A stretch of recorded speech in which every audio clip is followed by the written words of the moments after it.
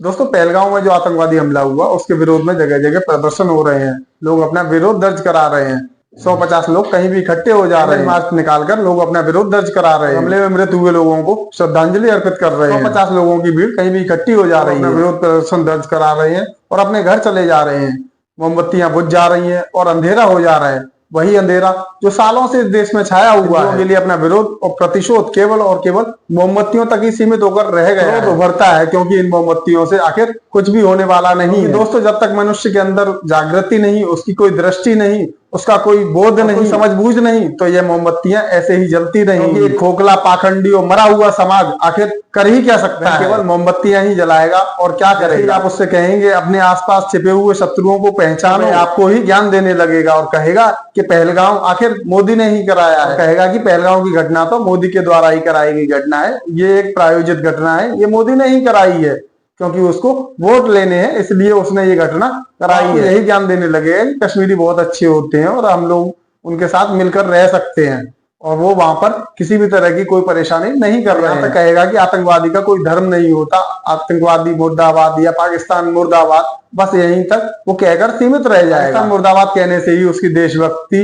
नागरिक कर्तव्य और हिंदू होने का नवीनीकरण हो जाता है, जिम्मेदारियां पूरी हो जाती हैं और वह मानता है कि उसने बहुत महान काम कर दिया, अब तो भारत सुरक्षित हो गया, भारत पर कोई भी हमला नहीं होगा। इससे पहले वीडियो को आगे बढ़ाएं, आप लोगों से गुजारिश है, रिक्वेस्ट है, अगर आप सच्चे सनातनी हैं या सच्चे देशभक्त हैं तो हमारे चैनल राष्ट्र महिमा को सब्सक्राइब अवश्य कर लें। तो वीडियो शुरू करते हैं। दोस्तों, तभी कहीं किसी प्रांत में दुकानें जलने लगती हैं, लोग पत्थरबाजी करने लगते हैं, लोग एक दूसरे के घर जलाने लगते हैं, सर पर टोपी लगाए हुए, हाथों में बल्लम और तलवारें लिए हुए सड़कों पर निकल पड़ती है, रोते बिलखते हुए अपने घर छोड़ रहे होते हैं, वहां से पलायन कर रहे होते हैं। समाचार चैनलों में तरह तरह की डिबेटें चालू हो जाती हैं और विनम्र निवेदन चालू हो जाते हैं। आखिर असली समस्या क्या है? असली समस्या है कि हमारा हिंदू समाज आखिर कायर हो चुका है। वह अपने बच्चों को भी झूठ पढ़ा रहा है। समाज एक ऐसी पीढ़ी पैदा कर रहा है जिसका इतिहास बोध बिल्कुल ही शून्य है, बोध बिल्कुल है ही नहीं। वह केवल उस पल का एंजॉय लेने में ही मस्त है। देश के किसी कोने में गोलियों की तड़तड़ाहट की खबर आती है कि वहां पर धर्म पूछकर, नाम पूछकर गोलियां मारी गई हैं और उनको कलमा पढ़ने के लिए बाध्य किया गया है और ना पढ़ने पर उनको गोलियों से भून दिया गया है। साथ पैंट उतार कर यह चेक किया गया है कि आप किस धर्म के हो। अगर आप हिंदू हो तो आप गोली खाने के हकदार हो। दोस्तों, हमारे देश में कुछ हिंदू हैं जो उनको कवर फायर देते हैं और कहते हैं कि नहीं, वो ऐसा नहीं कर सकते। यहाँ तक कि कुछ महिलाओं की वीडियो तक वायरल हो जाते हैं कि ऐसा कुछ नहीं हुआ है, यहाँ पर ऐसी कोई दिक्कत नहीं है और आप आओ पहलगांव, आओ कश्मीर, ये यहाँ के लोग बहुत अच्छे हैं, यहाँ पर आप घूमने कब आ रहे हैं, कश्मीर कितना खूबसूरत है, यहाँ पर किसी भी प्रकार का किसी से भी कोई खतरा नहीं है, यहाँ पर आओ और कश्मीरियों की मेहमान नवाजी देखो, आकर यहाँ पर कितने प्यारे प्यारे लोग हैं। वाली घटना पर बोलती हैं कि कोई छोटी सी घटना हो गई। दोस्तों, जो लोग कल मारे गए उनको लोग भूल चुके हैं, जो वर्षों पहले मारे गए उनको भुलाया जा चुका है। 80-90 के दशक में जब कश्मीर में हिंदुओं का कत्लेआम चल रहा था, उस समय हमारे देश भारत का हिंदू गुलफाम गुलशन